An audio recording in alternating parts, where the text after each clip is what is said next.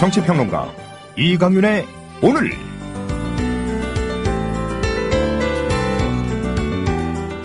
안녕하십니까, 이강윤입니다.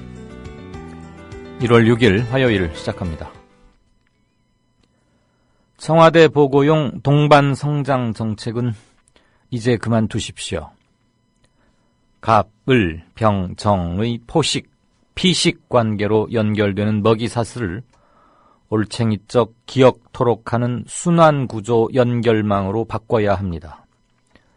그 연결망을 구조화하면 내수 강화 생태계가 구축되고 그 위에서 상생의 토대도 마련됩니다.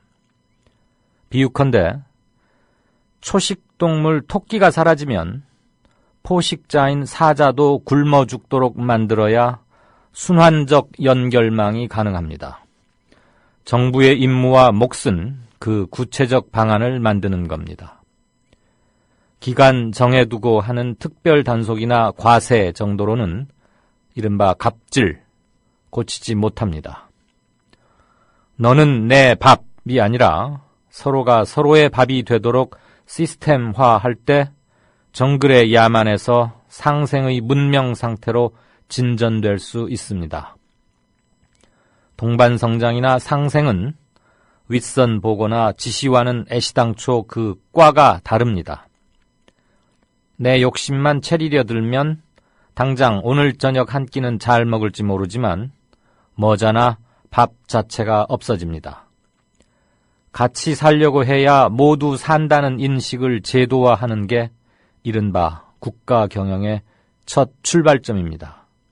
잠시 후 시작합니다.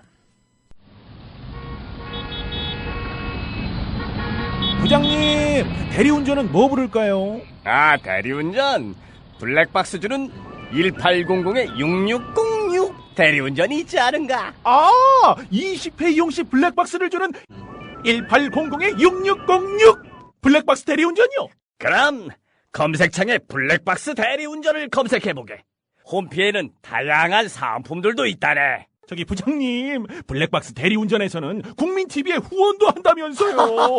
자네도 블랙박스도 주고 후원도 하는 1800-6606 이용하게. 역시 대리운전은 1800-6606. 청춘이란 깊은 샘물에서 오는 신선한 정신, 유약함을 물리치는 용기, 안위를 뿌리치는 모험을 뜻한다. 시인 사무엘 울만의 말입니다. 1994년 300여 명의 회원으로 시작한 참여연대는 20년이 지난 지금 14,000명의 회원을 가진 한국의 대표적인 시민단체로 성장했습니다. 시인의 말처럼 참여연대는 앞으로도 청년의 마음으로 활동하겠습니다. 성역 없이 감시하고 비판하겠습니다. 더 좋은 세상을 위해 두려움 없이 도전을 멈추지 않겠습니다. 국민TV 청취자 여러분, 20살 청년 참여연대와 함께해주세요. 회원가입은 홈페이지 peoplepower21.org, 전화는 서울 723-5300번입니다. 시민의 힘으로 운영되는 단체, 참여연대는 정부 지원금을 받지 않습니다.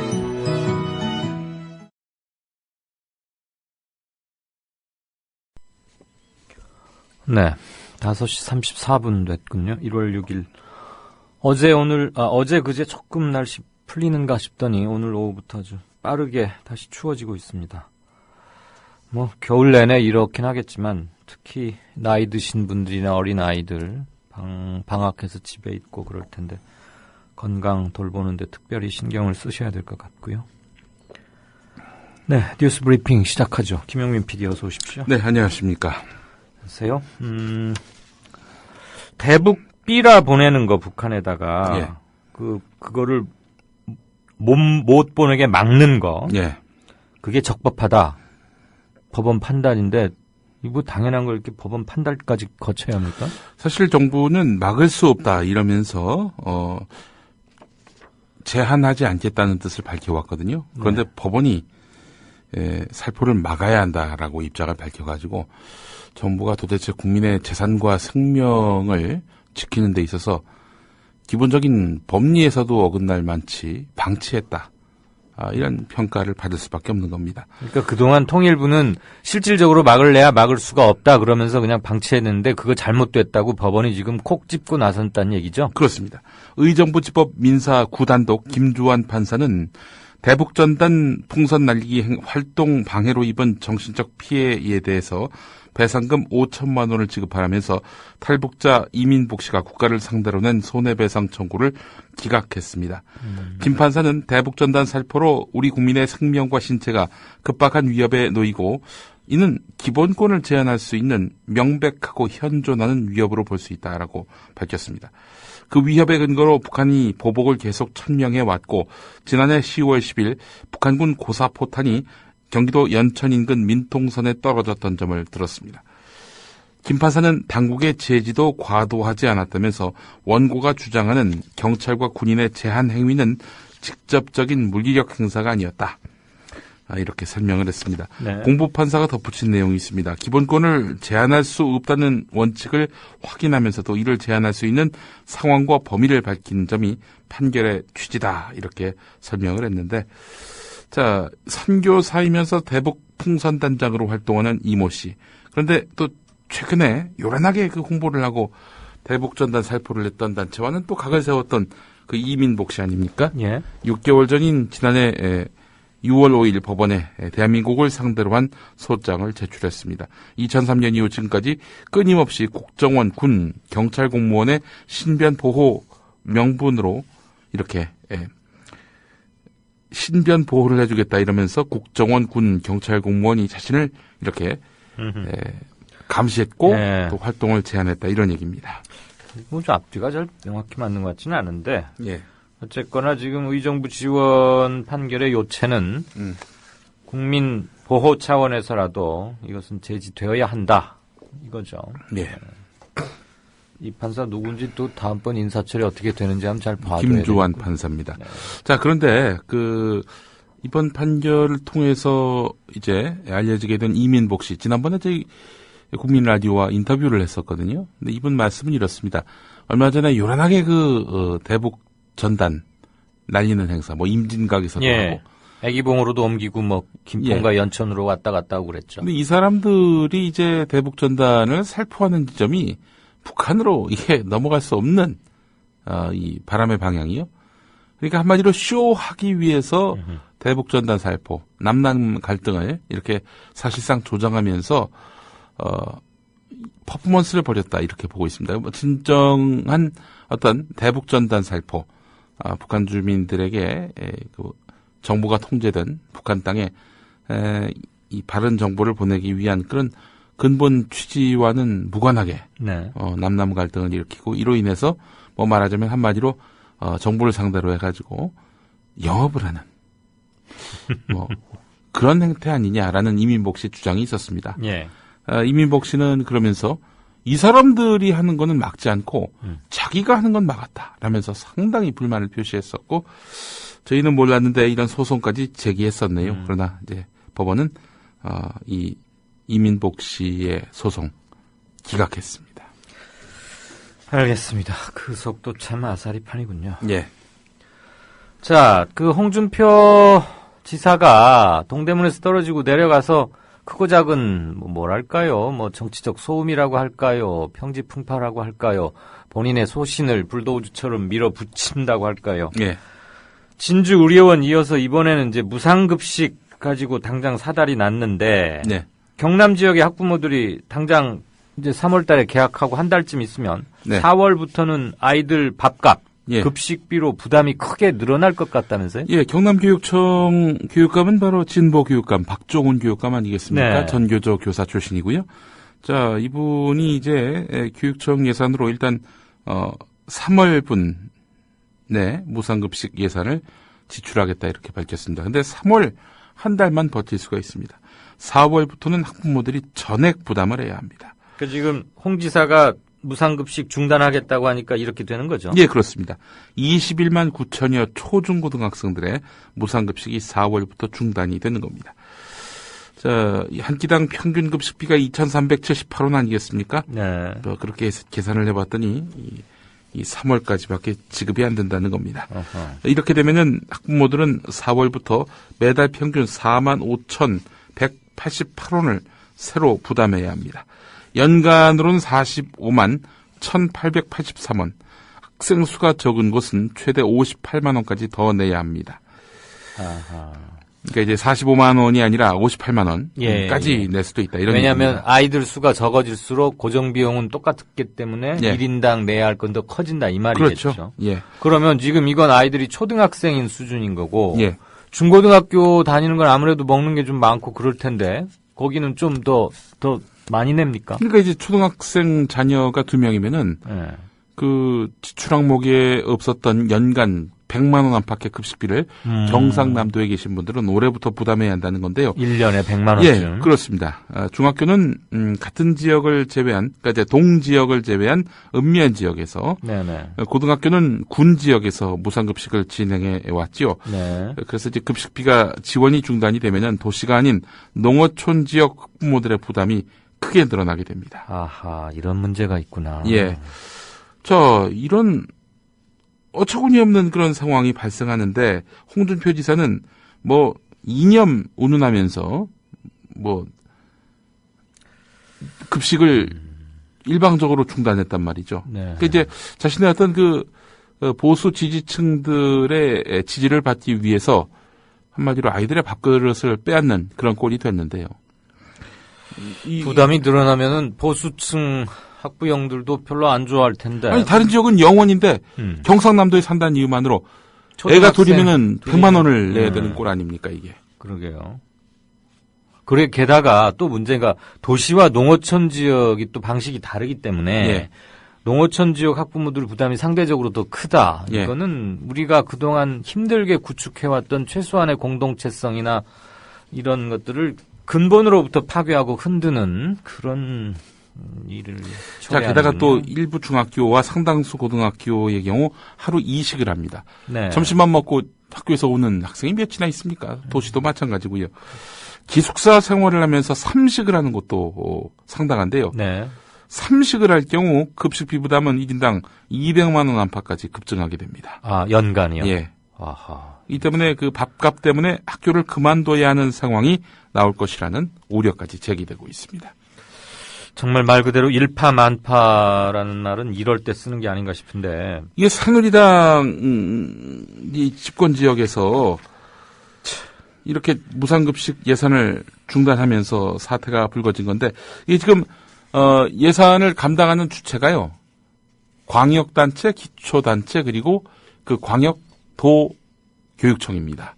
근데 네. 여기는 도교육청만 지원하고 새누리당이 장악하고 있는 광역단체, 기초단체에서는 한 푼도 지원하지 않겠다. 아하. 이런 상황이 발생하고 있는 겁니다. 아니 똑같은 대한민국 국민인데 새누리당이 집권했다는 이유만으로 이런 차별과 불이익을 당해야 된다는 겁니까? 이제는 똑같은 대한민국이 아니란 뜻입니다. 네. 아니 그 새누리당 지금 경상남도에서 아주 전통적으로 많이 이렇게 지지를 받아왔잖아요. 그럼에도 불구하고 이렇게 일방적으로 이게 지금 타 시도로 확산될 수도 있는 거 아닙니까? 그렇죠. 새누리당이 그 장악하고 있는 지자체에서. 근데 참 너무나 어처구니 없는 건 뭐냐면요. 경남 김해시 같은 경우에는 네. 민주당 새정치민주연합 소속입니다. 예. 김맹곤 시장. 이 양반도 급식비 중단을 선언했어요. 찬성했어요? 그래요? 예. 이건 뭡니까 이건 또. 그나저나 이런 거는 정말 말 그대로 기초 생활에 해당하는 거니까. 네.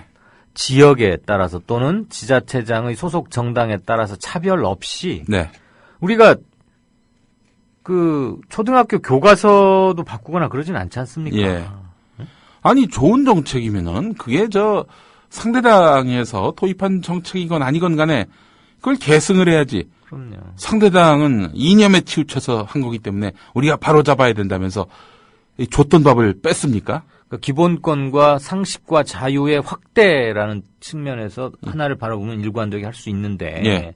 무조건 폄하하자는 것인데다가 예. 홍준표 지사 개인의 무슨 정치적 그 야욕이랄까? 대권 네, 이런 거가 작용을 해서 네. 자꾸만 자기를 이제 보수의 아이콘으로 만들려는 예. 어떤 그런 게 있지 않고서야 그렇다고 해도 아이들 먹는 밥 가지고 이래서야 말이 안 되는. 아이들 밥그릇 빼앗는 게 보수의 아이콘이면 보수는 매장을 시켜야죠.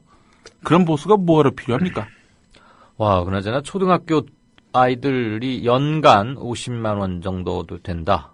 그래서 초등학생 2명을 보내면은 안 내던 돈 도시락 값으로 100만 원이 필요하다. 네. 알겠습니다. 이건 뭐 간단치가 않겠군요, 앞으로 파장이. 예. 그리고 조금 전에 속보가 하나 뜨던데 세월호 참사 9달 만에 피해자들에 대한 배상과 보상 방식에 여야가 합의했다고요? 네. 여야가 조금 전에 세월호 참사 9달여 만에 피해자들에 대한 배상 보상 방식에 합의했습니다. 뭐 이거는 좀 말이 안 되는 게요. 9달 동안 이게 줄다리겠다는 식으로 들리잖아요. 네. 그거 아니잖아요. 그건. 뭐 최근에 그 협의를 시작해서 나온 건데 조금 전에 여야 정책위 의장과 양당 세월호 TF 간사가 만나서 합의를 했다고 합니다. 정확한 합의 사항은 이제 좀 더 시간이 지난 다음에 나올 것 같은데요. 네. 지금까지 뭐 취재된 내용을 살펴보게 되면은 배상과 보상에 대한 대상에는 숨지거나 다친 인적 피해와 화물차 등 물적 피해를 포함해서 진도와 아산 주민들의 어업과 관광 부분의 피해가 포함된 것으로 알려졌습니다. 뭐 진도에 계신 분들 같은 경우도 어업을 못했죠. 그랬죠. 이런 부분에 대한 보상도 이루어진다는 겁니다. 네. 쟁점이 됐던 재원. 이 재원은 어떻게 마련하느냐. 각계각층에서 모은 세월호 성금 1250억 원을 우선 사용하고 부족하다고 판단되면은 국비에서 지원하기로 해서 국고 지원 가능성도 열어놓은 것으로 전해졌습니다. 구체적인 배상 보상 규모는 총리실 산하에 설치되는 배상보상 심의위원회가 결정하게 되는데요. 유가족과 피해자들의 신청을 받아서 적격 여부 그리고 배보상 규모를 정하는 과정인데 숨진 희생자에 대해서는 6억에서 7억 원 정도 이렇게 지원하는 방안으로 추진하고 있는 것으로 알려지고 있습니다. 또 국고로 4.16 추모재단을 설치해서 세월호 유가족을 지원하고 안전과 관련한 공익활동을 펼치기로 뜻을 모은 것으로 전해졌는데 중요한 것은 여야가 아니라 우리 유가족분들, 실종자 가족분들 아니겠습니까? 그렇죠. 여야는 요즘 너무 죽이 잘 맞아가지고 뭐든 다 합의를 합니다. 이런 그야말로 합의의 르네상스 시대 아니겠습니까? 정작 당사자들은 배제가 된 채 말입니다. 합의의 르네상스. 예. 예, 조금 전에 여야 합의 사항 또 하나 있습니다. 예. 김용민 PD 좋아하는 여야 합의. 예. 단원고 2학년생, 현재 단원고 2학년생입니다. 그러니까 4월 16일 날 세월호에 타서 네. 세월호를 타고 제주도로 가던 그 예. 학년 학생들. 예. 그 학생들에 대한 대입 정원 외 특별 전형을 실시키로 했다. 아. 뭐 속보인데. 예. 관련 뉴스니까 전하고요. 아니, 근데 사실은 말이죠. 이 세월호 유족분들, 이분들이 뭐 배상보상 이야기를 하기 전에 새누리당이 유족들이 너무나 과한 요구를 하고 있다. 이런 식으로 바람을 뺐던 그런 일들도 있었거든요. 그랬죠. 아니, 정말 어떻게 산 사람이 말이죠. 인격을 갖고 두뇌를 갖고 있는 사람, 양심을 갖고 있는 사람, 체면을 갖고 있는 사람이 말이죠. 어떻게 하지도 않은 유족들의 말을 자기들이 국면에서 좀 더 유리하게 이렇게 국면을 만들기 위해서 그분들이 하지도 않은 요구를 했다고 이야기하면서 아유, 이번에 참 민낯을 많이 발견합니다. 여기까지 하겠습니다. 네, 지금까지 뉴스 브리핑의 김영민 PD였습니다. 미디어 협동조합 이사장 서영석입니다. 언론인으로 살아온 지 30년이 넘었습니다. 돌아보건대 힘 있는 사람들이 큰 돈을 써서 만든 방송 수없이 많습니다. 그러나 힘없는 사람들이 한 푼 두 푼 모아 만든 방송은 국민TV뿐입니다. 국민TV가 지속 가능해야 이 나라 언론의 근간이 바뀔 수 있고 그리고 희망을 잉태할 수 있으리라 믿습니다.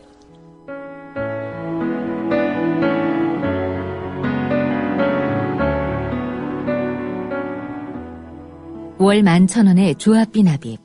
조합원 여러분의 많은 동참을 바랍니다. 자동납부는 미디어 협동조합 홈페이지 국민.tv 또는 서울전화 3144-0933, 서울전화 3144-7737로 신청하실 수 있습니다. 여러분들에게는 언론혁명으로 그래서 자부심으로 보답하겠습니다. 네, 5시 50분, 51분 되어 가는군요. 게시판 좀 보겠습니다. 우선 오늘 진짜 인터뷰는 어저께 문재인 새정치민주연합 당대표 후보자의 대변인이었던 김기만 캠프 대변인 연결한 데 이어서 오늘은 박지원 의원 캠프의 비서실장을 맡은 전현희 전 의원 연결하겠습니다. 치과의사 출신의 전현희 전 의원 아마 기억들 하실 겁니다. 전하고 싶으신 말씀이거나 질문하고 싶으신 것 기탄 없이 자유스럽게 올려주십시오. 뭐 앞에 샵이나 꺽쇠 같은 걸 해서 인터뷰 그렇게 표기를 해주시면 제가 좀 더 찾기 수월하겠고요.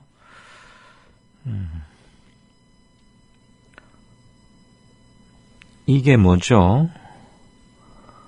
블레이드 문님께서 막 올리신 건데 대포폰만 있는 줄 알았더니 대포 아들도 등장을 했다? 이게 뭡니까? 역시 새누리당이다. 하필이면 이름이 문창준이란 말이냐. 비슷한 이름이다. 뭐죠 이게? 새누리당 여성 비례대표 박윤옥 의원의 아들이 차명으로 보좌관 행세를 해왔다. 아하. 아직도 뭐 아들이나 뭐 조카, 누구 뭐 이모 아들, 딸, 여기를 의원실에 뭘 하는 거 있긴 있죠. 많이 없어진다고 했는데 아직도 있는데, 새누리당 비례대표 의원의 박윤옥 의원은 자기 아들을 보좌관으로 쓴 모양인데 왜 차명으로 했을까요? 뭐가 구려서? 뭐가 떳떳지 못해서? 박 의원실 소속 4급 보좌관으로 문창준이라는 사람이 등록돼 있는데 그는 존재하지 않고 대신 박 의원의 차남인 이모 씨가 문 씨, 서류상에 올라있는 문 씨, 문창준 씨의 역할을 하고 있는 것으로 확인이 됐다고 뉴시스가 오늘 전했습니다. 네, 뭐 길어서 기사가 쭉 뒤에 있는데 다 읽지 못하겠고요. 아무튼 참 희한한 일이군요. 어떻게 자기 아들을 이름을 바꿔가면서 전혀 엉뚱한 이름으로 이렇게 올려놓고 의원이기 이전에 엄마로서 그렇게 할 때 속이 편했을까요? 오죽하면 왜 이런 짓까지 해야 하는지 기사에 아마 있으리라고 믿고 싶습니다. 지금 유예기간을 뒀다. 네.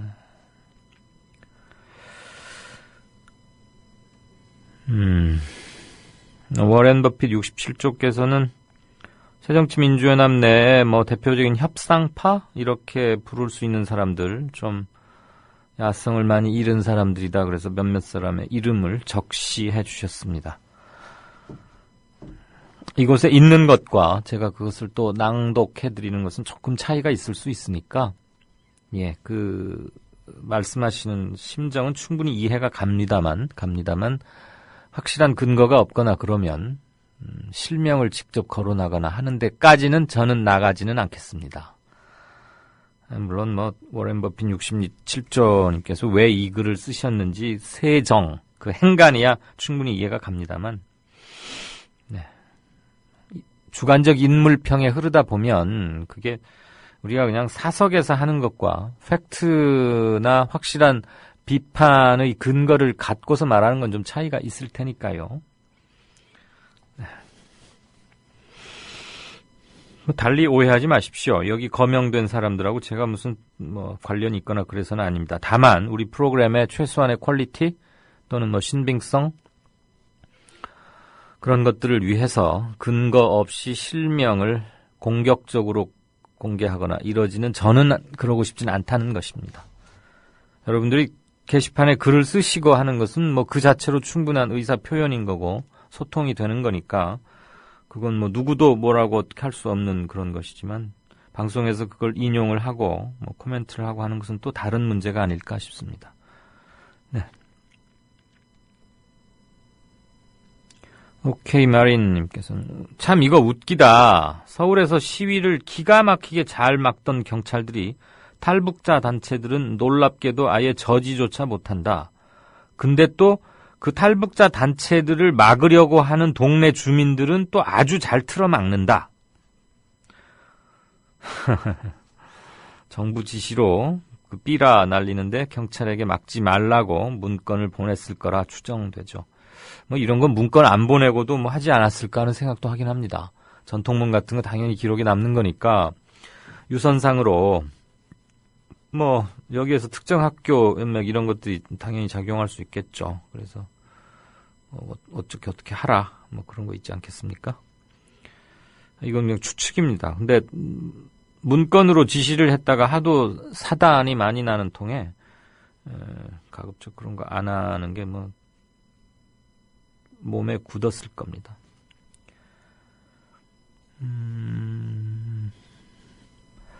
다름과 닮음님, 세월호 참사의 진상이 밝혀진 뒤에 정부의 엄중한 책임을 묻는 차원에서 정부를 상대로 천문학적 손해배상 소송을 제기할 필요가 있다. 네. 손해배상. 이런 경우에 뭐 징벌적 손해배상일지 아니면 다른 뭐가 있을지. 그러니까 좋은데 천문학적인 금액을 산정하는 또 무슨 그 기준은 하나 있어야지 않겠습니까?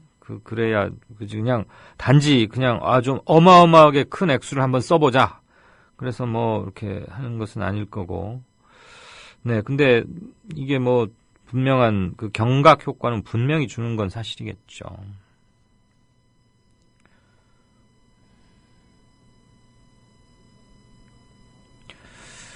배상과 보상 문제가 유가족들은 후순위였다.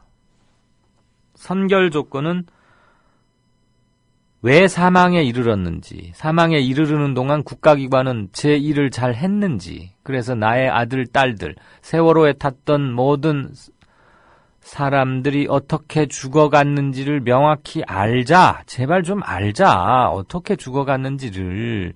몇 시간쯤 살아 있었고, 최후의 생존자로 추정되는 사람은 선실 어느 구역에서 어느 지점에 몇 시간 정도 더 살았을 것으로 보인다. 뭐 이런 것들을 포함해서 말이죠. 그들은 탈출하기 위해서 어떤 몸부림을 쳤는지 등등. 물론 굵은 소금을 속 상처에 들이붓는 아픔을 다시 한번 겪더라도 알자라는 거 아닙니까? 유가족들은. 근데 지금 그것은 마치 너무 오래전 옛날 얘기로 치부되는 경향이 있는데 그게 이제 우선 선결 문제고 그 이후에 배상이나 보상 그리고 뭐 국민적 차원의 연결식 뭐 추모재단 안전의 날 등등등 하자는 건데 배상 보상 나온 얘기가 나온 지 한 달쯤 됐죠. 그래서 처음에는 새누리당은 배상이란 용어 자체를 안 쓰려고 했었죠. 그냥 보상만 하려고 그랬죠. 왜냐하면 정부 책임은 없다. 그리고 이건 그냥 사고였다. 해상에서 난 대형 교통사고였을 뿐이다. 그러니까 마치 우리가 어디 운전하고 길 가다가 자동차 관련 사고가 나면 그냥 서로 이렇게 가입해 있는 보험회사 명함 이렇게 건네주고 뭐 이렇게들 하는 거 아닙니까? 아주 사람이 많이 사망하거나 크게 다치면 물론 뭐 경찰에서 와서 후송하고 뭐 이렇게 하지만 기본적으로 새누리당은 이제 그렇게 하려고 하다가 그러니까 배상이란 말 아예 빼고 있었죠. 그러다 이제 보상만 가지고 하려다가 반발이 커서 배상 보상을 이제 동일하게 넣고 하겠다는 건데. 그러니까 로즈님께서는 성금으로 지원한다면 결국 국가에서 하는 일은 하나도 없게 되는 거 아니냐 또 이런 말씀 주셨습니다. 지금 성금이 한 1250억 원쯤 이렇게 모아져 있다는 거 아닙니까?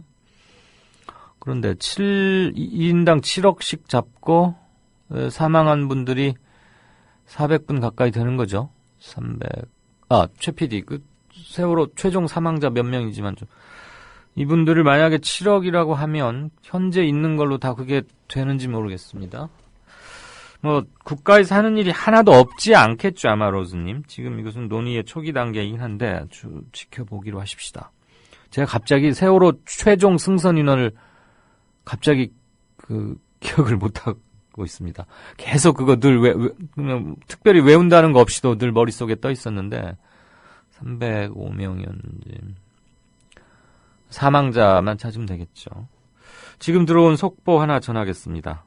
조희팔이라는 이름 혹시 기억들 하십니까? 이름 들으면 아시겠습니까? 뭐 이리저리 뇌물 써가지고 못된 짓 많이 하고 금융피해 수조 원대 금융피해를 일으켜서 그 피해자만도 10,000명대가 훨씬 넘는 그런 희대의 금융사기를 펼치고 중국으로 가서 수년 동안 잠적해 있고 은신해 있다가 사망했다고, 사망증명서를 위조한 거 아니냐 이런 얘기가 그때도 나왔는데, 아무튼 사망증명서가 국내로 통보된 조희팔 씨 있죠? 지금 그의 시신이 확실하게 화장됐는지는 확인이 안 됐기 때문에 사망증명서만 북한에서 전달돼 온 것이니까요. 그 조희팔을 비호하고 그동안 수억 원을 받아온 검찰의 서기관급 공무원, 그러니까 서기관급 검찰 직원 공무원이라고 해놨으니까 아마 검사가 아닐 수도 있고요. 검사들은 뭐 바로 서기관으로 임명되니까 말이죠. 또는 검찰 수사관일 수도 있겠습니다.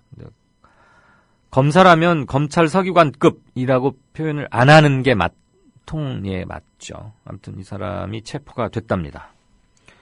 조희팔이 정말 죽었는지, 그러면 조희팔 화장됐다는 그 사체는 누구 것인지 뭐 이런 것도 밝혀져야 하지 않을까 싶습니다. 나항인께서는 세월호 탑승자가 476명이고요. 사망자 295, 실종자 9명. 그러니까 사망 추정자, 실종자 9분은 당연히 이제 사망으로 넣어야 할 것이고요. 304명이 사망자군요. 네. 작년에는 당연히 저 숫자를 매일매일 이렇게 카운트하고 그랬는데 어느덧 또 저도 잠시 잊었습니다. 죄송합니다. 그럼 지금 304명이 최종 사망자니까 공식 확인 집계된, 그렇다면 이분들에 대해서 7억이라고 친다? 아까 뭐 6 내지 7억 얘기 나오지 않았습니까? 그렇다면 지금 모아있는 성금 가지고는 부족할 건 당연히 마찬가지고요. 지금 우리가 금액을 얘기한다는 것 자체가 좀 불경스러운 느낌이 듭니다. 나항인께서 우리나라에는 보수가 없잖아요. 무상급식 같은 건 원래 진보보다 보수파가 앞장서야 되는 거 아닌가요? 그래야 보수라고 알고 있었는데. 뭐 관점에 따라서 꼭 뭐 무상급식을 보수파가 앞장서야 되는 보수 계열 사람들이 독점하는 태제라고 생각하는 거 아닙니다만, 우리나라에는 진정한 의미의 보수는 사실 없죠. 미국식 의미 양당제에서 미국 공화당의 뿌리가 되는 보수주의, 보수 계열은 없죠. 미국의 보수는 청교도적이고 도덕적으로 아주 청신하고 신실하고 주변 관리도 깨끗이 하고. 그래서 우리는 보수 진짜 보수들이 해야 할 것을 진보들이 나눠서 하는 경우도 참 많고 약간 좀 혼재돼 있습니다. 꿈이 있는 자유님께서 우리나라에 보수 없는 거 맞다. 수구 꼴통만 있다. 그런데 자기들은 수구 꼴통인지 보수인지를 헷갈려하고 있다. 이런 견해 주셨습니다. 네, 조금 있다가 경상남도의 무상급식 폐지 관련해서 격앙한 의견들 굉장히 많이 올라와 있습니다. 다들 논점은 한 가지로 모아지고요. 제가 일일이 열거하기 힘들 정도로 많다는 것만 말씀드립니다. 다음 코너 들어가죠.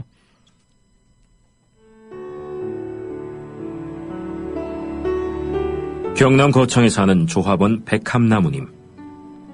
남편의 유언으로 온 가족이 미디어 협동조합원이 됐습니다. 라디오 비평 들으실 때마다 아이고 속이 시원하다 이렇게 하시더라고요. 본인이 먼저 하시고요, 가입을. 그 뜻을 이제 알았기 때문에 손자, 손녀 6명까지 그렇게 이제 다 가입을 하게 됐지. 작고한 부부는 왜 국민TV 조합원 가입, 이것이 이 시대에 꼭 필요한 언론운동이라고 확신했을까요? 가슴 아픈 가족사가 있었습니다. 저는 민족일보 조용수 그분 그때부터 관심을 많이 가지시고 저 동아투이 그때 남편이 저 광고도 내고 또 한겨레 주주도 되시고 저희 시어른 되시는 분이 보도연맹에 억울한 죽음을 당하셨습니다. 중학교 때 아버지가 억울하게 그리고 옥살이 하실 때 그 도시락을 가지고 감옥에 가서 어느 날 갑자기 그래 이제 총살 당했다는 그런 걸 안 겪었으면은 또 뭐 평범하게 살았을 수도 있는데.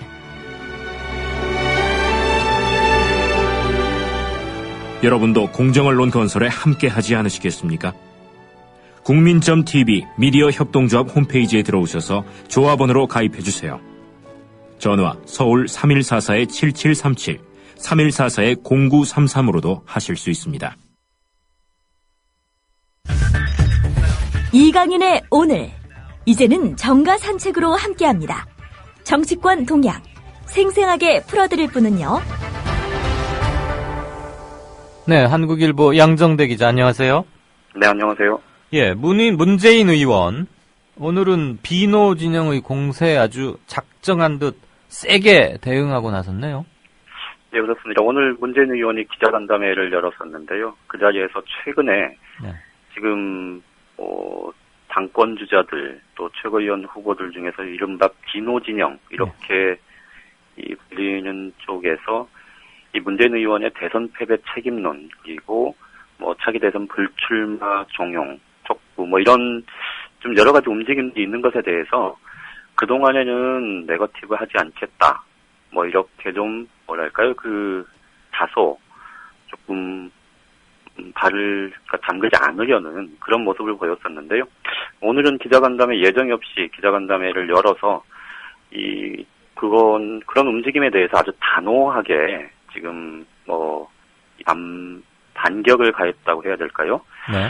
그런 모습을 보였는데 일단 가장 크게는 이 대선 패배 책임론 그리고 그 책임이 있는 만큼 이 당 대표를 맡아서는 안 된다 이런 주장들에 대해서 지금 이 국민들의 바람 이것이 새로운 민주당 그러니까 새정치민주연합에서 이 차기 이 대선을 통해서 이 정권 교체의 가능성 이것을 좀 이 유권자들, 이 야당 지지층들이 바라고 있는데 그것의 적임자 바로 국민적인 지지가 높은 내가 아니겠느냐 이렇게 직설적으로 이 반박을 했고요. 이 대선 패배 책임론과 관련해서 이 자신의 차기 대선 불출마 선언 요구나 이런 것들에 대해서는 이 잠재적인 대권 주자군을 모두 없애라는 거냐라고 또 반격을 가했는데 이게 결과적으로 보면 전체적으로 이 문재인 의원이 좀 뭐랄까요 어떤 이 논란이 되는 상황에서 보통 이렇게 한 발 떨어져 있는 듯한 그런 모습을 보여왔던 것에 비하면 되게 우물우물 해왔었죠 그동안. 그렇죠. 이 논란의 중심에 적극 뛰어들어서 본인의 입장을 좀 뭐랄까요 아주 강하게 이 주장하는 좀 그런 모습 변화된 모습을 보인 거다 이렇게 볼 수 있을 것 같습니다. 예. 그러니까 사람 좋고 이렇게 점잖고 파이팅이 부족하다 이런 말들 많이 하는데 마침 어제 문재인 의원 후보 그러니까 문재인 후보 캠프의 김기만 대변인이라고 있습니다. 네네. 네, 김 대변인하고 어제 한 2분가량 인터뷰를 했는데 인터뷰 마지막에 좀 터프해지고 좀 싸나워지면 좋겠다 이런 일각의 주문이 있다 문 의원에 대해서 그랬더니 김 대변인이 전하기를 2년 동안에 굉장히 많이 싸나워졌다. 그리고 그것을 곧 아시게 될 거다 그랬는데 바로 오늘 우리 양 차장께서도 이걸 전해주시네요. 아무튼 좀 싸나워는 졌습니까? 사나워졌다기보다는 예전처럼 좀 예전과는 달리 약간 언서를 분명하게 하는 그런 거는 있습니까? 그렇죠. 그러니까 분명한 입장을 좀 이렇게 밝혀야 한다. 자신의 생각이 뭔지를 좀 명확하게 드러내야 한다. 이런 주문들이 그렇죠. 문재인 의원 주변에서도 그리고 이 문재인 의원을 멀리서 보고 있는 유권자들 사이에서도 좀 그런 답답함들이 좀 있었을 텐데요. 그렇죠. 이제 그런 부분들에 대해서 문 의원 스스로가 좀 한복판에 뛰어들겠다. 내가 자꾸 한 발 걸쳐 있고 한 발은 빼고 있는 듯한 그런 어정쩡한 모습으로 가지는 않겠다는 점을 좀 분명히 오늘 기자간담회를 통해서 분명히 보여준 것 같고, 좀 내부적으로도 그런 움직임들에 대해서는 좀 상당히 공감대가 있는 걸로 지금 그렇게 보입니다. 그렇죠. 그 뭐 문재인 안철수뿐만 아니고 모든 정치인에게 공히 요구되는 덕목 아니겠습니까? 기본이기도 하고 자기 입장을 그렇죠. 분명하게 밝혀야 할 땐 당연히 밝혀야죠. 그렇죠. 네, 이제 그래야... 그리고 이제 무엇보다도 네. 이게 이제 한 가지 조금 뭐랄까 이제 이 청취자분들을 포함한 저도 마찬가지고요. 이 전당대회를 보는 이제 관전자의 입장에서 보면 예. 한 가지 이런 변화가 실제로 이렇게 정쟁을 유발하는 쪽으로 갈 건지 네. 아니면 상황들을 좀 명쾌하게 정리하고 불필요한 논란의 확산을 막는, 그러니까 상황을 정리하면서 자기 페이스로 끌고 가는 그런 정치력을 보여주는 모습으로 갈 건지 네. 이거를 좀 지켜보는 거는 한 가지 관전 포인트일 수 있을 것 같습니다. 알겠습니다. 역시 양 차장이나 저는 기자를 해서 그런지 너무 명쾌하는 걸 우리만 좋아하는 거 아니죠? 다들 좋아하시죠? 아니, 발을 이렇게 문지방, 한쪽 발은 방 안에, 한쪽 발은 문지방 건너 방 밖에 놔두고, 내가 지금 들어갈까요, 나갈까요? 이거 참 답답하잖아요. 그렇죠. 그러니까, 지금까지 보면 문재인 의원을 아마 곁에서 가까이서 보신 청취자분들도 굉장히 많이 계실 텐데 네, 예. 실제로 보면 참 좋은 사람 좋은 신사. 뭐 이런 이미지가 굉장히 크잖아요. 예. 그런데 이제 거기서 실제 정치라는 공간에서 이 정치력, 이 갈등과 또 이해관계 이런 것들을 조정해낼 수 있는 능력을 보여주는, 그러니까 정치인 문재인의 모습이 어떤 거냐 이런 것들에 대한 좀 요구들이 있었다면 네. 문재인 의원이 이번 전당대회 출마 결심을 하고 또 전당대 출사표를 던지는 거기서는 이제 좀 뭐랄까 이렇게 표현을 통해서 언명을 통해서 좀 그런 게 드러났다면 예. 오늘 기자간담회는 그게 이제 정말로 행동으로도 그런 거를 보여주겠다 뭐 이런 이제 신호탄이라고 보면 될 것 같은데요. 알겠습니다. 말씀드렸듯이 그러니까 상황을 정리하면서 자기 페이스로 끌고 가는 그런 모습일지 예. 아니면 진짜 이 논란, 진흙탕 같은 논란에 발을 담그게 되는 불가피하게 예. 뭐 그런 좀 뭐랄까 좀 모습이 될지 이런 거는 좀 진짜 이 어떻게 전개될지를 지켜보는 게 이 정치 문재인의 가능성을 보는 하나의 또 시금석일 수도 있을 것 같아요. 네. 모든 조간들이 어차피 이거 기사로 다는 쓸 것이고 그렇죠. 제목을 어떻게 달지를 이렇게 비교해서 보는 것도 재미있겠네요. 그렇죠. 네.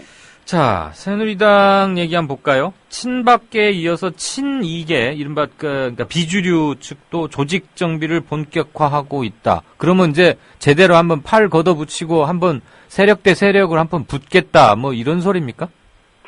실제로 지금 내부에서 움직임을 보면 친박계는 지금 이미 이제 연말에 네. 몇 차례 좀 공식적인 모임, 공개적인 모임도 했었고 또 박근혜 대통령이 사실 친박계 중진 의원들 7명 정도를 청와대에서 따로 이제 비공개 만찬을 하면서 사실 좀 뭐랄까 표현이 이게 이런 표현 써도 되는지 모르겠는데 아무튼 이 당의 운영과 관련해서 좀 단도리를 하는 그런 모습은 이미 이제 다 드러난 거잖아요. 예, 단도리. 그런데 지금 친이계 특히 이제 비주류 쪽에서도 이 친이계 색채가 좀 짙은 의원들은 사실 18대 국회에서는 이제 친이계가 다수였으니까요. 그때 함께 내일로라는 의원 모임이 하나가 있었는데 그 의원 모임이 아주 뭐 결속력이 높지는 않았지만 어쨌든 이명박 정부의 국정 운영에 있어서는 당 차원에서 굉장히 큰 우군이었는데 거기에 이제 대표 선수들이 심재철 전 최고위원 그리고 이군현 현 사무총장 뭐 이런 사람들이 주축이 됐었습니다. 이 모임이 지금까지 명맥은 계속 유지를 하고는 있는데 이제 19대 국회 들어와서는 뭐 이제 국회원 외가 된 사람들도 많고 또 친이계 스스로가 좀 이 모임을 대대적으로 갖고 뭐 그러기 힘든 그런 상황과 조건이었다는 점에서 뭐 별 활동이 없었는데 작년 하반기부터 그러니까 4대강 사업 국정조사 관련한 얘기들이 이제 불거지기 시작하면서부터는 이 이명박 전 대통령과 이 측근 그러니까 청와대나 정부에서 일했던 이 측근 인사들의 모임도 뭐 그동안과는 달리 좀 이 언론에 공개되는 경우들이 잦게 이제 잦아들기 시작했고요. 예. 의원들의 이 모임들도 지금 잦아지고 있습니다. 네. 특히 이제 오는 7일 날, 그러니까 7일이면 내일이죠. 이재호 의원을 중심으로 몇몇 의원들이 조그마한 모임을 갖기로 했다고 하고 15일에 이 함께 내일로라는 그 모임, 예. 이게 전현직 의원 합치면 회원이 한 60명 정도 된다 그러는데 상당히 많네요. 그 모임이 이제 그 모임이 본격적인 활동에 들어갈 건지 예. 이걸 지켜봐야 될 텐데 네. 현재로서는 사실 이 친이계의 구심이라고 할 수 있는 그런 상황이 조성돼 있는 건 아니고요. 예. 다만 이제 친박계가 김무성 대표 체제를 흔드는 과정에서 보면 이 비주류 친이계가 사실 기댈 곳은 이 독자적으로 자신들의 세를 통해서 상황을 이끌어갈 수 없다는 게 분명하기 때문에 예. 이제 김무성 대표 체제에 대한 직간접적인 지원, 그러면서 친박계의 공세를 좀 자신들이 막아주는 역할, 이런 것들을 조금 할 가능성은 굉장히 높아 보입니다. 네. 특히 이제 이게 4대 강사업 국정조사 같은 경우는 현재까지는 별 진전이 없는 상태고, 이제 대신 자원외교 국정조사 특위 이제 본격 가동이 될 텐데, 이 과정에서 그 국정조사가 구체적인 진전이 있다기보다는 이제 올해 하반기 되면 내년 총선 국면 넘어가기 때문에 이게 정치적 논란은 굉장히 커질 수 있는 여지는 충분하거든요. 예. 그러니까 그 점에서 보면 이 비주류 친이계의 그 이전과는 다른 조금 활발한 외부적인 활동 이런 것들이 좀 나타날 가능성이 높고 그런 과정에서 이 친박계하고 부딪히는 일도 굉장히 잦아질 수밖에 없을 것 같습니다. 근데 그 친이계가 단일대오 그러니까 친이계라고 하면 안 되겠다. 친박계가 아닌 엄밀히 말해서 새누리당의 비주류가 단일대오라고 볼 수는 명백히 없는 거죠. 그렇죠. 그래서 이제 말씀드렸던 대로 이 구심이 일단 없고. 그러니까요. 그럼 여기 이제 거의 지는 해니까. 네네. 그래서 이제 김무성 대표 인근하고. 조금 안 들려요? 여보세요? 새해 들어 첫 양정대 타임입니다. 제가 아까 그 배상 보상 얘기하면서 새누리당 세월호 현재 실종자 9명을 사망증인 것처럼 이렇게 얘기를 하셨는데 좀 급한 예단이 아니냐라고 내추럴 파레트님이 의견을 주셨는데 글쎄요. 제가 물론 단정한 건 아니지만 사실 사망한 걸로 생각은 하는데 이들의 생존 가능성을 지금도 만약에 거론한다면 불필요한 희망 고문을 하는 게 아닌가 저는 그런 생각을 합니다. 누구도 지금 시신을 확인하기 전에 누구도 사망을 확정 지을 수는 없습니다만 모든 가능성을 따져본다면 지금 이분 말씀대로 어디 누군가 떠내려가 있다가 20년 만에 실종해서 사망으로 처리돼 살아오신다. 예, 경우의 수로는 있지만 희망 고문이 될지도 몰라서 저는 개인적으로 선생님 견해에는 조금 달리한다는 걸 말씀드립니다. 네, 양 기자. 네네. 네. 제가 비주류가 단일 대오로 보기는 힘들고 누가 리더격으로 꼽을 수 있을까 이걸 질문하다가 지금 전화가 상태가 안 좋아졌어요. 예. 말씀하신 대로 지금 비주류라는 쪽을 이렇게 단일 대오로 보기는 굉장히 어렵고요. 예. 특히 이제 이전에는 28대 때야 당연히 이명박 전 대통령을 중심으로 한 이 권력의 핵심부가 있었기 때문에 이제 네. 그를 중심으로 해서 모여 있었던데 이게 이제 사실상 해체된 상황이고 그런데 친박계로 이렇게 넘어갈 수는 없는 그런 어정쩡한 상황에 놓여 있는 의원들이 굉장히 많죠. 대충 몇 명쯤으로 보세요, 양 기자께서는 그 숫자를? 대체로 지금 당 내에서는 당 안팎에서는 한 30-40명 정도 의원 이 정도 보는 것 같아요. 160명 중에? 새누리 160 네네. 중에? 네네. 얼마 안 되네, 생각보다. 근데 이제 그래서 이제 김무성 대표 주변에 모여 있기도 하고, 예.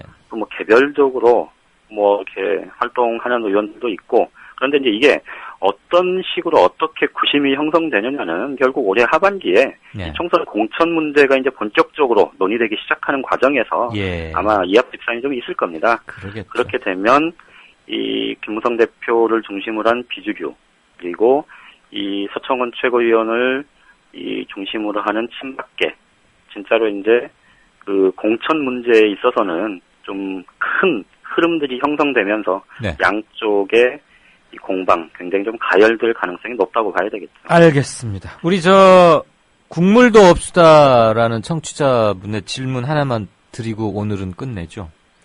아마 출입처가 달라서 어떠셨을지 모르겠는데 양 차장님, 문재인 네네. 의원 화내는 거 한 번도 못 보셨나요? 이렇게 물어주셨어요. 문재인 의원이 기자들 앞에서 화낸 적은 없었던 것 같아요. 네.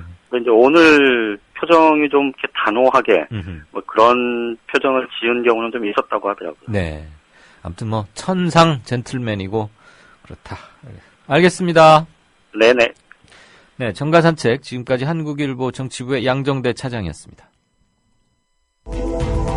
정치평론가 이강윤이 함께하는 국민라디오 이강윤의 오늘.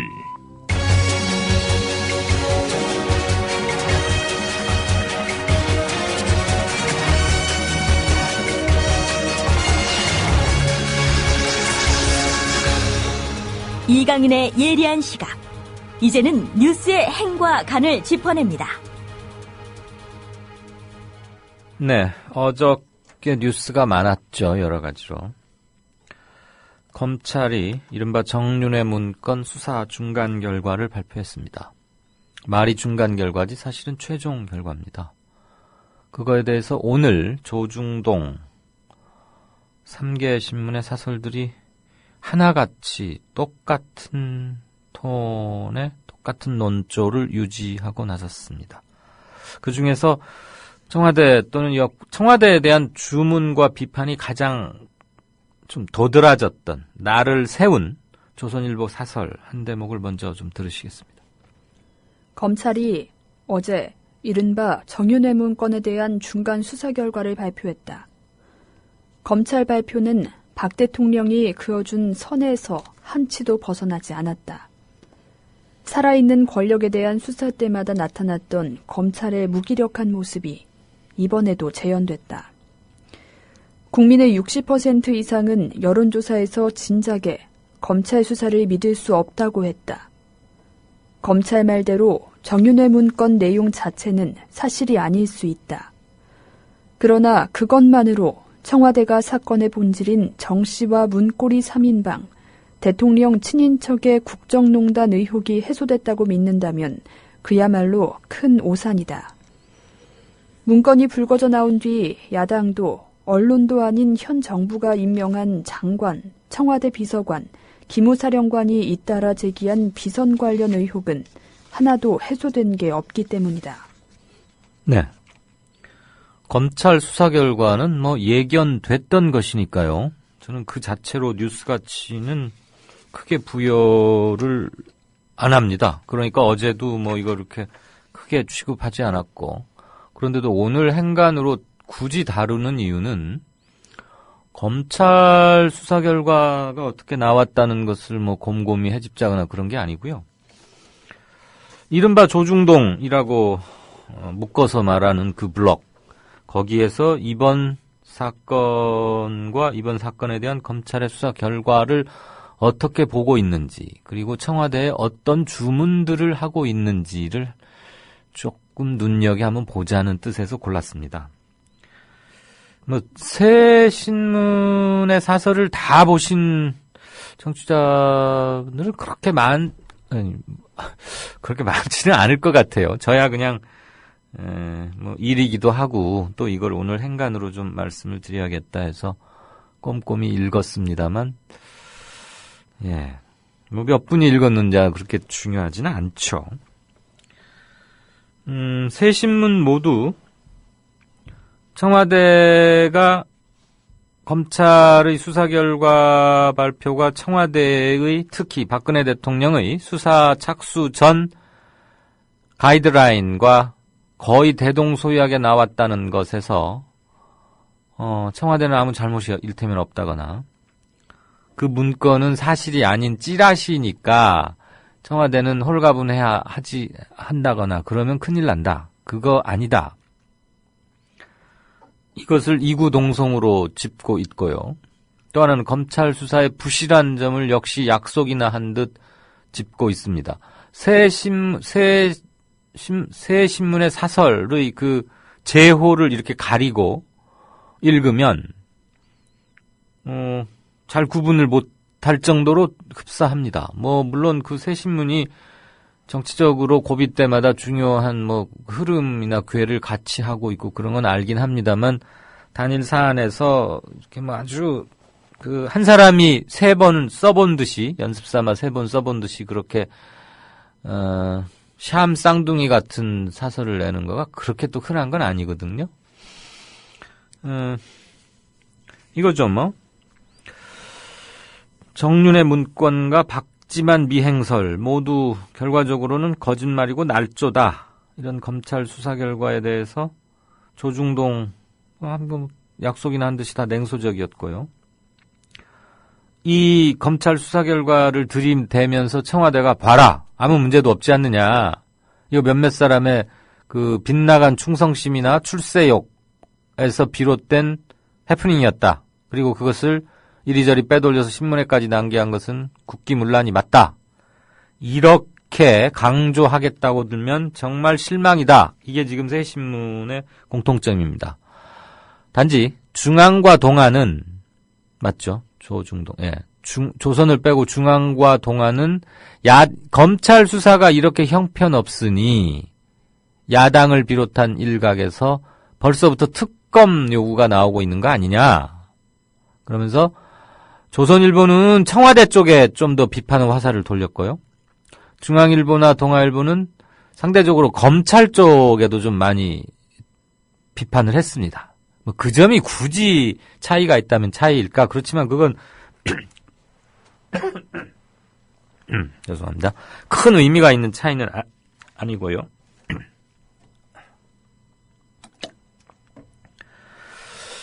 제가 이 새 신문의 사설을 이렇게 주의 깊게 본 이유는 이들의 주장은 그겁니다. 청와대가 바뀌어야 한다. 검찰 수사 결과 발표와 상관없이 박근혜 대통령은 바뀌어야 한다. 그러면서 구체적으로 김기춘 비서실장이나 이른바 문고리 3인방에 대한 가시적 조치를 요구하는, 직설적으로 요구하는 신문도 있고 그걸 밑에 깔았지만 충분히 뉘앙스로 전달한 신문도 있었습니다.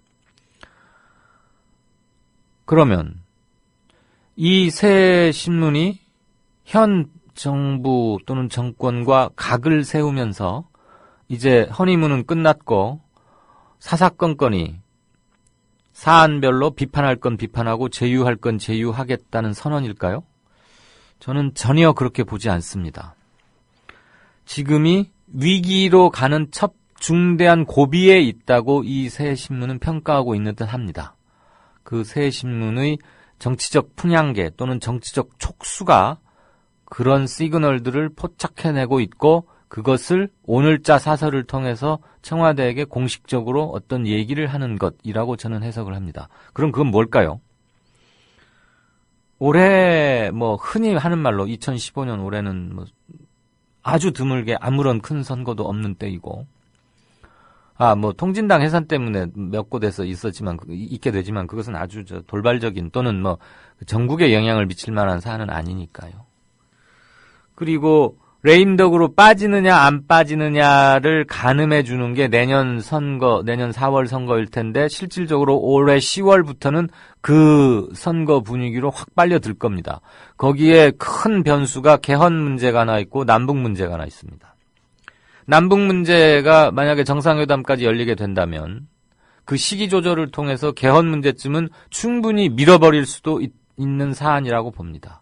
그리고 세월호 진상규명위원회, 조사위원회의 활동이 공식적으로 시작이 됩니다.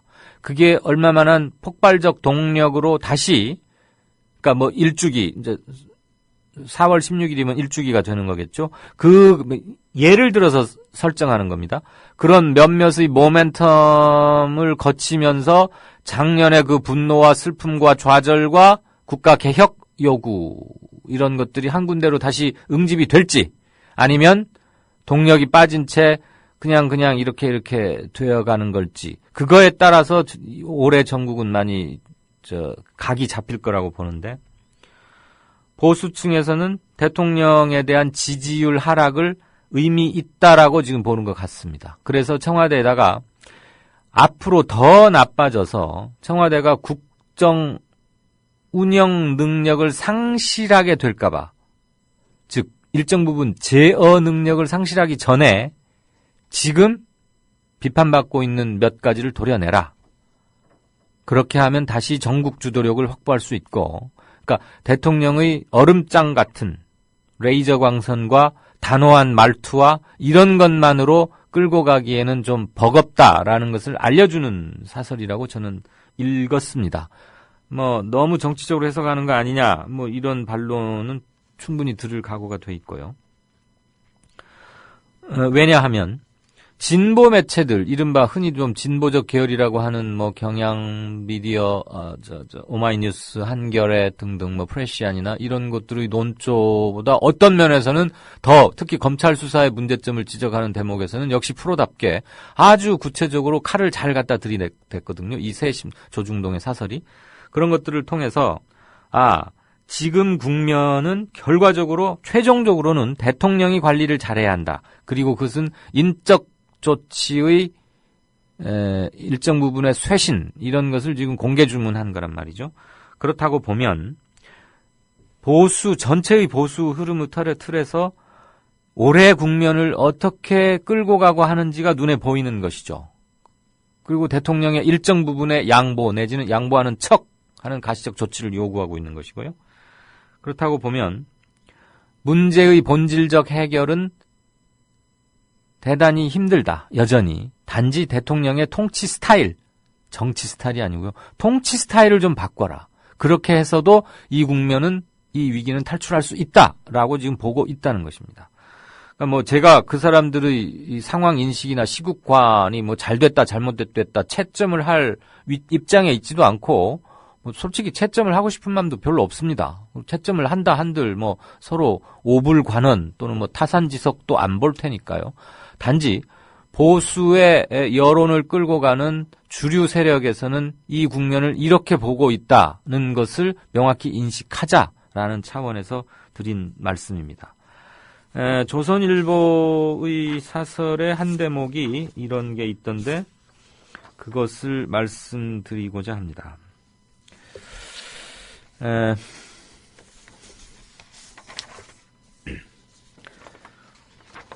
사법적 차원에서 비선실세 의혹의 실체를 검찰에 규명해 주길 기대하는 것 자체가 무리였는지 모른다. 사안의 성격도 그렇고 검찰 역시 그럴 의욕도 힘도 없는 한계를 지니고 있기 때문이다. 이제 남은 길은 박 대통령이 이번 사태의 핵심을 파악하고 문제를 정치적으로 해결하는 것뿐이다. 조선일보는 노골적으로 정치적 해결을 주문하고 있습니다. 그러니까 공식적으로, 문서적으로, 법률적으로 청와대 근무 시스템이건 국가 공직자 근무 복무령 이런 것 가지고는 손댈 게 아무것도 없지만 대통령이 나서서 정치적으로 해결하라는 겁니다. 조선일보가 왜 이 말을 썼을까요? 그것을 생각해 보면 앞으로 전국이 어떻게 운영되리라는 일단을 헤아려 볼 수 있을 것 같습니다. 이강윤의 뉴스 행간이었습니다.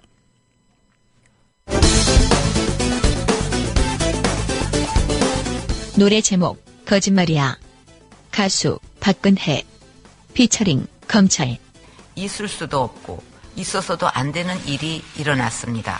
기초적인 사실 확인조차 하지 않은 채 내부에서 그대로 외부로 유출시킨다면 나라가 큰 혼란에 빠지고 사회에 갈등이 일어나게 됩니다. 이번에 문건을 외부로 유출한 것도 어떤 의도인지 모르지만 결코 있을 수 없는 국기문란 행위입니다. 검찰은 이 사건 수사를 통해 일부 공직자와 정보경찰 등의 안이한 보안의식, 일부 언론과 기업과의 부적절한 정보 거래로 허위 정보가 확대 재생산되는 부작용을 확인하였습니다. 이와 같은 행위는 공무원으로서의 본분을 망각한 중대한 일탈 행위로서 이런 공직기강의 문란도 반드시 바로 잡아야 할 적폐 중 하나입니다. 또한 조금만 확인해보면 금방 사실 여부를 알 수 있는 것을 관련자들에게 확인조차 하지 않은 채 비선이니 숨은 실세가 있는 것 같이 보도를 하면서 의혹이 있는 것 같이 몰아가고 있는 자체가 문제라고 생각합니다. 결국 정윤의 문건 내용은 신뢰할 만한 출처나 근거가 없음에도 박관천이 박동렬로부터 들은 일부 풍문을 과장 짜집게 한 후 마치 정윤의 언동인 것처럼 포장하여 사실과 다르게 작성한 것으로 판단되고, 이제 선진국을 바라보는 대한민국에는 이런 근거 없는 일로 나라를 흔드는 일은 없어져야 한다고 생각합니다. 이런 일은 국정 운영에 최선을 다하고 있는 비서실장님 이하 여러 수석들과 정부의 힘을 빼는 것입니다. 이 문제는 하루빨리 밝혀서 의혹을 해소해야 합니다. 이 문서 유출을 누가 어떤 의도로 해서 이렇게 나라를 혼란스럽게 하는지에 대해서도 조속히 밝혀야 합니다. 현재까지 정윤회의 국정개입 의혹과 관련하여 구체적인 범죄 혐의를 추단할 만한 단서는 발견되지 않았습니다. 악의적인 중상이 있었다면 그 또한 상응하는 책임을 물어야 할 것입니다. 엄정한 형사 책임을 묻지 않을 수 없습니다. 검찰은 내용의 진위를 포함해서 이 모든 사안에 대해 한 점 의혹도 없이 철저하게 수사해서 명명백백하게 실체적 진실을 밝혀주기 바랍니다. 정윤회와 고소인들 간 통신자료 분석, 소위 십상시의 모임 장소로 지목된 중식당 압수수색을 실시하였고, 한 달 이상 광범위한 수사를 진행하여 문건 내용이 허위임을 밝혀졌습니다. 너무나 일치되는 대통령의 가이드라인, 그리고 검찰의 피처링. 슈퍼스타 갑입니다.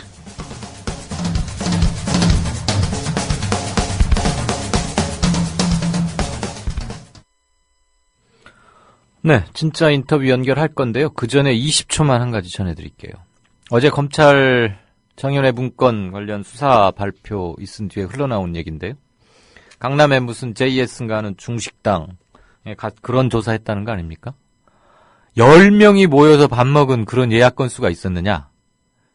11명이나 8명이나 9명 이걸 묻는 게 아니고요. 문건에 거명된 사람들이 왔다 갔느냐 이걸 준 게 아니고, 몇 월 언제쯤에 10명이 모여서 밥 먹는 그런 예약 건수 있었느냐, 그것만 확인했답니다. 미확인 소문입니다. 듣고 웃으시라고요. 네, 어제에 이어서 새정치민주연합의 당권 후보로 나선 주요 후보들의 캠프 핵심 관계자를 통해서 얘기 들어보는 시간입니다. 오늘은 박지원 의원 캠프의 전현희 비서실장 연결하겠습니다. 전 실장님 안녕하십니까? 안녕하세요. 안녕하세요. 네. 네. 목소리는 여전하시네요. 카랑카랑하고. 지금 감기에 걸려가지고요. 아, 그래요? 목이 삭제가 좀 안 좋습니다. 아니, 뭐 듣기에는 전혀 문제 없습니다. 치과의사, 본래 치과의사셨죠?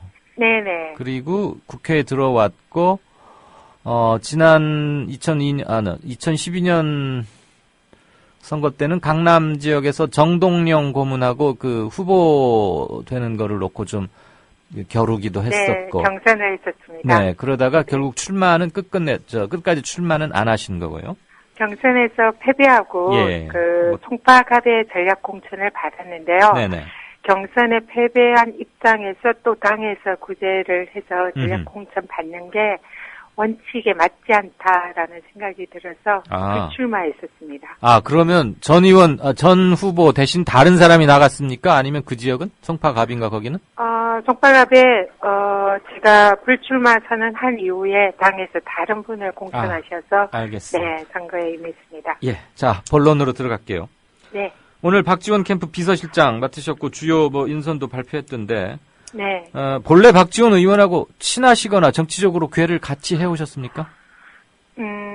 원래 전혀 알던 분은 아니고요. 예, 국회 18대 국회의원을 하면서 비로소 알게 됐는데 네. 박 전 대표님께서 이제 호남 분이시니까 예. 원내 대표가 되시면서 저를 원내 대변인으로 발탁을 했습니다. 지난번에 원내대표 할 때? 네네. 네네네. 근데 사실은 인연이 전혀 없었던 분인데 저를 대변인으로 발탁한 이유가 무엇인지 여쭤보니까 당신이 호남이니까 그리고 우리 당이 호남당의 이미지가 있으니까 경상도 사투리 억양이 나와 있는 제가 당의 얼굴로 이렇게 얘기를 하면 우리 당의 지방 어떤 지역주의가 조금은 희석될 수 있지 않은가 이런 취지로 저를 발탁을 하셨다고 하더라고요. 그러니까 전국 정당의 면모를 보여줄 수 있는 경상도 사투리 이 말씀이죠? 네, 제가 좀 억양이 좀 있잖아요. 억양이. 네. 알겠습니다. 네. 그거야말로 지역 탕평 인사이기도 하고 사투리 때문에 감투를 하나 쓰신 것이기도 하고 그렇습니다. 네. 제가 사실 상당히 이 경상도 억양이 있는 거에 대해서 조금 약간은 신경을 쓰고 있는데 오히려 그게 강점이다 이렇게 보신 것 같습니다. 예. 그 새정치민주연합 당대표 후보 지지도라는 거 혹시 물론 보셨으리라고 믿습니다만. 네. 그냥 순서 없이 불러드릴게요. 박주선 4.7, 박지원 7.2, 이인영 1.8, 문재인 36, 조경태 12. 나 아직 안 정했다. 누가 좋을지 모르겠다. 38. 이렇습니다. 문재인 후보가 36%로 큰 격차를 보이고 1위를 달리고 있고 조경태 후보가 12로 나온 것은 조금 의아하게 2위인데 여기실 분도 있을 것 같습니다. 제가 이상하게 여긴다는 건 아니고 그리고 이제 박지원 의원이 현재는 3위 정도인데 물론 이 조사기관 하나만 가지고 우리가 순서를 정하거나 그런 건 아니고요. 방금 제가 전해드린 그것은 그냥 참고 자료로만 삼겠습니다. 네. 현재 거기에 관해서 말씀하십시오. 아마 그게 일반 국민들 여론조사일 것 같습니다. 그렇습니다. 대상이. 네, 맞습니다.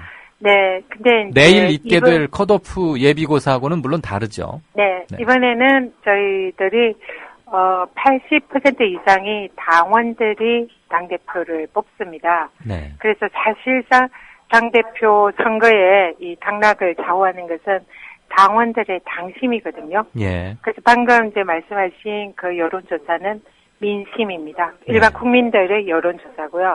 그리고 지금 이제 당원들, 대의원, 권리당원들은 사실상 누구를 지지하느냐 이것이 실질적인 가장 중요한 지표인데 그 부분에 있어서는 그동안 여론조사를 보면 박지원 대표께서 당심에서는 1위를 하고 있는 것 같습니다. 그래서 물론 여론조사, 일반 국민 여론조사는 인지도를 상당히 포함하는 그런 이제 여론조사인데요. 그 부분에서는 뒤지지만 여론조사의 퍼센트가 지금 25%거든요. 우리 당대표를 뽑는데. 지금 2월 8일 날 치르게 될 본고사의 룰을 말씀하시고 계시는 거죠? 네. 그래서 실질적으로 당대표 선거에서는 그 박지원 대표가 오히려 당심에서는 우세를 점하고 있다. 이렇게 보시면 맞을 것 같습니다. 얘기가 나온 김에요. 네. 지금 내일 치러질 예비고사 컷오프하고 2월 8일 날 치르게 될 전당대회 룰하고는 좀 많이 다르잖아요. 2월 8일 룰은 그렇습니다. 어떻게 됩니까? 몇 대 몇입니까? 네, 2월 8일은 대의원이 50%입니다. 그래서 대의원들이 현장에 와서 직접 투표를 하게 되고요. 그리고 나머지 30%는 권리당원들인데요. 권리당원들은 ARS, 그래서 전화 투표를 하게 됩니다. 그리고 나머지 25%는 일반 당원과 국민들이 여론조사를 통해서 뽑게 됩니다. 그래서 25%는 아니고 20%일 텐데요. 25%입니다. 아니, 대의원 50, 권리당원 30이면 나머지는 20이 남을 텐데. 대의원 45%입니다. 아. 죄송합니다. 대의원 그래서 45. 아까 그 발표하신 그 우리 사회자님께서 말씀하신 그 여론조사는 25%에 해당하는 여론조사의 경우에 문재인 후보가 우세를 점하고 있다는 거고요.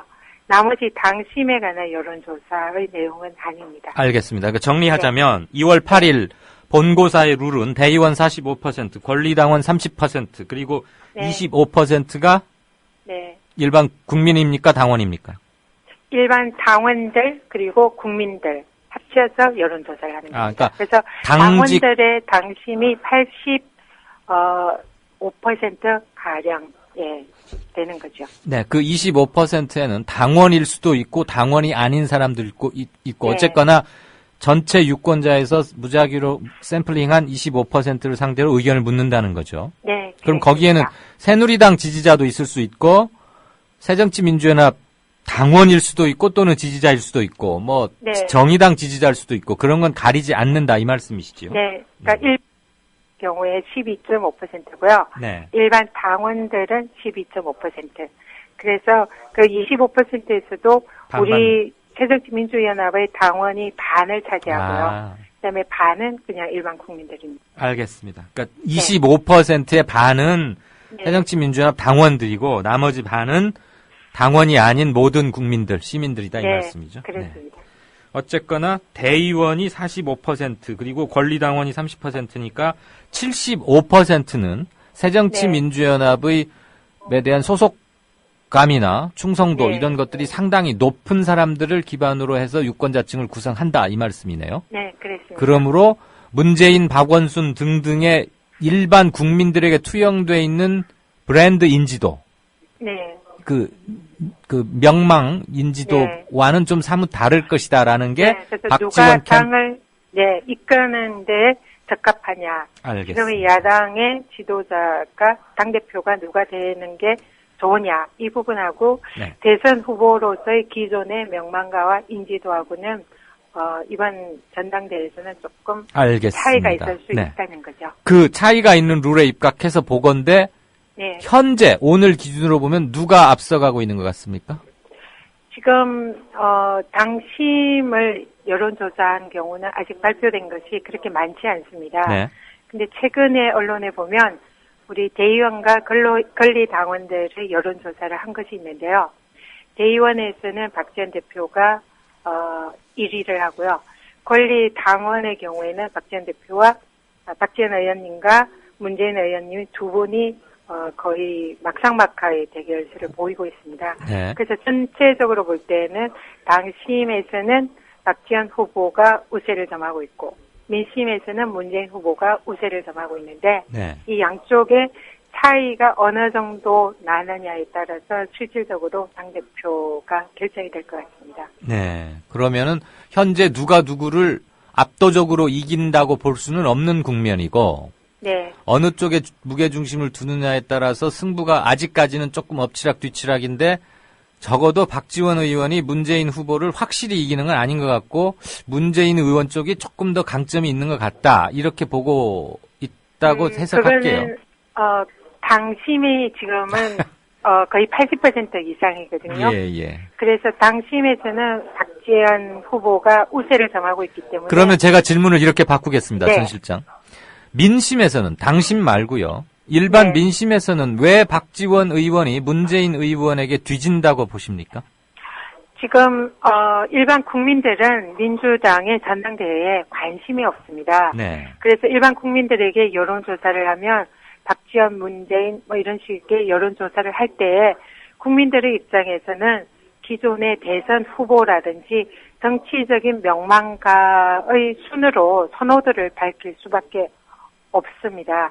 그래서 실질적으로 새정치민주연합의 전당대회에서 어떤 점 때문에 당권을 잡고 당을 이끌어야 하는가, 당대표는 누가 돼야 되는가, 이런 부분에 관한 정확한 여론으로 보기는 힘든 거죠. 그렇기 때문에 기존의 명망가와 인지도 중심의 민심, 여론조사, 그리고 새정치민주연합의 당원들은 정확하게 당대표가 누가 돼야 되고 어떤 분이 당을 이끌어야 한다라는 부분에 관한 투표를 하는 거거든요. 그래서 그런 부분에서 대선 후보로서의 인지도를 가진 분도 좋지만 또 당권을 이끄는 이런 리더십을 가진 분은 또 이런 분이 필요하다. 이렇게 생각을 달리할 수가 있는 거죠. 그래서 그런 부분이 반영이 된 것으로 생각이 듭니다.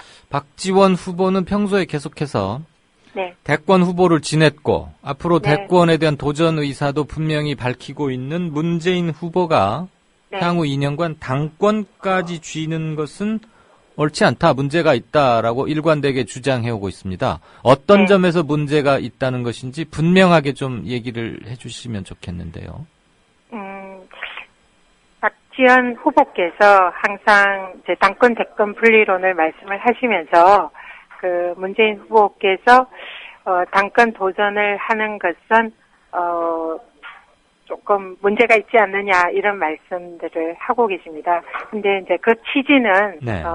박지원 후보께서 하시는 말씀이 지금 우리 당의 후보, 대선 후보는 물론 문재인 후보께서 가장 앞서는 대선 주자이지만 현재로서는 그렇지만 문재인 후보 외에도 지금 기존에 우리 당의 대선 후보로 지칭되는 분들이 많으시잖아요. 네. 안철수 의원이라든지 박원순 시장이라든지 김도관 전 지사나 또 안희정 지사 또 김부겸 손학규 네, 등등 이런 분들이 다 이런 대선 후보로 이렇게 지칭되고 또 그렇게 활동을 하고 계신데 그런 가운데 문재인 후보가 당권을 잡으시면 이거는 공정하지 못한 대선 경쟁의 장이 될 수도 있을 것이다. 잠깐만요. 답변 도중에 죄송하지만 공정하지 못한 이 부분은 굉장히 중요한 의미를 내포하고 있는 것 같은데 네. 공정하지 못한이라는 용어를 쓰신 그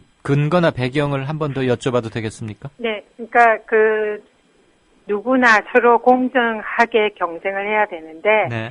그런 부분에 있어서 대선을 나가시는 분이 당권을 잡으면은 그 경우에 이제 아무래도 자신의 어떤 대선에 유리한 방향으로 당을 운영하려고 하지 않겠느냐. 그러면은 다른 대선 주자들에게 그런 기회가 주어지는 것이 아무래도 좀 부족하지 않겠느냐. 아하. 그런 측면에서 이제 얘기를 하시는 거고요. 노파심의 그래서, 표현이다 이 말씀이시죠? 예, 그래서 대선에 나가지 않을 박지원 후보가 네. 오히려 공정하게 모든 후보에게 똑같은 기회와 참여를 제공을 해서 네. 그런 대선 후보들이 공정한 이런 이제 상태에서 경쟁을 해서 그중에 가장 우리 새정치민주연합의 이름으로 대선 후보로 나설 수 있는 그리고 가장 경쟁력 있는 후보를 뽑을 수 있도록 해야 하는 게 맞지 않겠느냐 이런 취지로 말씀을 하시는 것 같습니다. 알겠습니다. 그동안 야권이 최소한 짧게는 1년, 길게는 약 2년 동안 무력하고 지리멸렬하다는 비판을 당 안팎으로부터 받아왔고 일부는 자인하기도 했습니다. 네. 박지원 의원이 당 대표가 된다면 네. 그냥 야당으로서의 활력 정도가 아니고 좀 더 매섭게 그리고 중요한 정치적 이슈 때마다 고비 때마다 그걸 틀어쥐고 강력한 야당을 복원해낼 수 있는 어떤 보관이 있으십니까? 지금 박지원 후보가 지금 공약으로 내세우는 것이 강력한 야당 그리고 통합 야당 이렇게 말씀을 하고 계십니다. 통합 야당이라는 것은 이제 개파 이런 어떤 논쟁을 불식시키겠다 그런 취지가 많고요. 예. 그리고 강력한 야당은 우리가 그동안 사실상 새정치민주연합이 새누리당이나 정부가 잘못하고 있다라는 이런 평을 많이 받음에도 불구하고 실질적으로 존재감을 보이지 못하고 선명 야당으로서의 역할을 못했다라는 그거는 박지원이 당대표가 아니어서 그랬습니까? 아니면 지도부에 문제가 있었던 것입니까? 아니면 그거는 뭐 꼭 둘 다는 아닐 거라고 봅니다. 네, 네.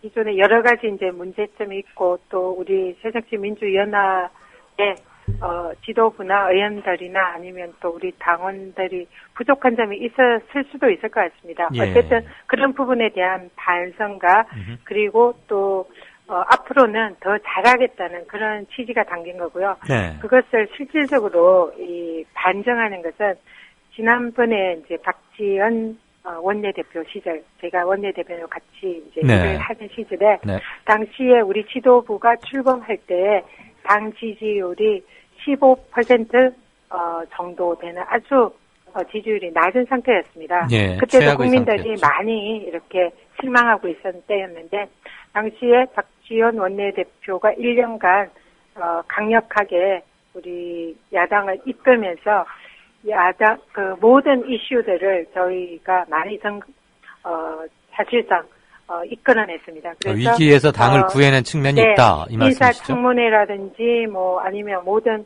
어떤 전국을 주도하는 그런 모습을 보였고요. 네. 그래서 실질적으로 1년 이후에 저희 당이 당시 한나라당의 지지율을 앞서는 그래서 오히려 뭐 30% 이상의 지지율을 얻는 그런 성과를 실적을 낸 그런 경험이 있거든요. 네. 그래서 이번에도 박지원 후보가 당대표가 된다면은 그런 이제 과거의 경험과 그리고 또 실질적인 어떤 이슈를 이렇게 이끌어내고 그리고 또 전국을 이렇게 주도하는 그런 역할을 틀림없이 할 수 있을 거다. 그래서 강력하게 존재감 있는 야당으로 하실 수 있다. 이렇게 생각합니다. 한 가지 좀 구체적인 질문을 드리겠습니다. 네. 지역색을 강조하는 것은 온당하다고 보이십니까? 호남 정서 이런 것들 강조하는 게 저는 두 가지 칼을 갖고 있는 양면도라고 보는데요. 저는 절대 반대입니다. 네. 아까 이제 잠깐 우리 박지원 전 후보와의 인연을 말씀하셨는데요. 네네. 제가 박지원 후보와 인연을 맺고 이번에 선거에서 이분을 도와드리는 것은 우리 당이 새정치민주연합이 호남당이다라는 이런 이미지를 벗고 전국 정당화하는 그래서 지역주의라는 이런 정치적인 망국병을 없애야 된다라는 저는 그런 소신을 가지고 있습니다. 알겠습니다. 그렇기 때문에 우리 당이 총선에서 승리하고 또 대선에서 승리를 하려면은 반드시 지역주의를 반드시 우리 당이 앞장서서 깨야 되고요. 우리 당이 호남당이라는 그런 이미지도 깨어야 된다. 그건 뭐 너무 당연한 얘기인데. 네. 당연한 얘기인데 좀 그 점을 이렇게 자꾸 강조하시는 것 같아서 그랬고요. 네. 30초만 더 여쭙겠습니다. 아쉬워서요. 네. 아까 당심과 민심을 계속 나눠서 말했는데 결국은 네. 국민투표는 다 민심의 바다에서 결정나는 것이거든요. 그렇다면 네, 당심에서 누가 앞선다는 것은 큰 의미가 없는 거 아니겠습니까? 짧게 좀 부탁합니다. 네, 당대표는 우리 당원들, 그동안 당에 헌신했던 우리의 당원들을 보듬어 안고 그리고 그것을 기반으로 국민들의 지지를 얻어야 되는 그런 자리라고 생각을 합니다. 알겠습니다. 네. 시간이 짧아서 더 소상하지 못하게 나눈 것을 아쉽게 생각합니다. 오늘 말씀 고마웠습니다. 선전 부탁합니다. 감사합니다. 네, 고맙습니다. 네. 네. 전현희 민주당 박지원 의원 캠프 실장이었고요. 이강윤의 오늘 준비한 순서는 여기까지입니다. 들어주셔서 고맙습니다. 내일 뵙겠습니다.